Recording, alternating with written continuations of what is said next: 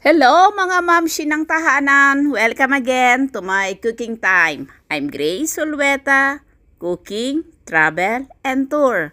Ang inyong manay, magluluto tayo ng sarsyado na isda. Ito yung isda na napakalaking talakito. Watch my video po until the end para po may nakuha kayong bagong idea sa aking pagluluto ngayon. Yung hindi pa po nakakapag-subscribe, subscribe po kayo sa aking channel. Ayan na po ang ating isda. Malinis na po yan. Ngayon, nilalagyan ko muna ng mga sangkap niya ng ating asin. Kailangan po lalagyan natin parang malasa. At yung mixed spices, ayan, nakikita nyo naman kung paano nilalagyan ng inyong manay. Dahil bago ko lulutuin po yon doon sa itlog, ay ating munang ipa-fry ang ating isda. Ayan po, wag kukurap sa aking pagluto kahit hindi ako magsasalita. Nakikita nyo naman ang step by step sa pagluto ko. Let's go to my kitchen!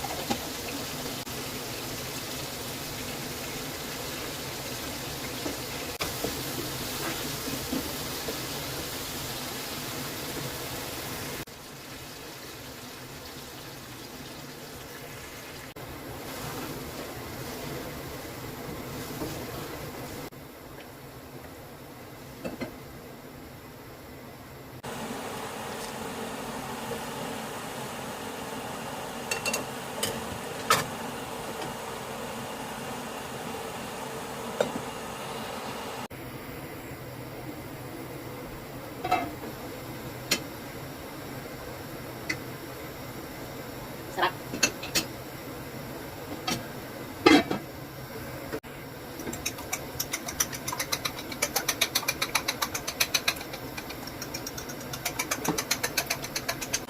Ayan mga mamshi ng tahanan, yung mga nanonood ng aking YouTube channel, ng aking luto. Ayan, napakasimple lang lutuin, di ba?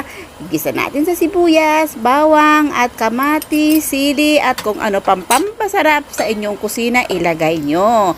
Ayan, luto na ang ating fish sarsyadong isda. Napakasarap. Ayan po.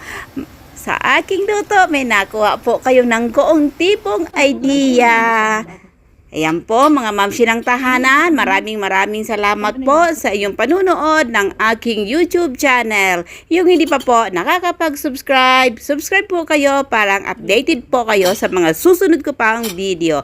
Maraming salamat po. God bless you all. Bye-bye!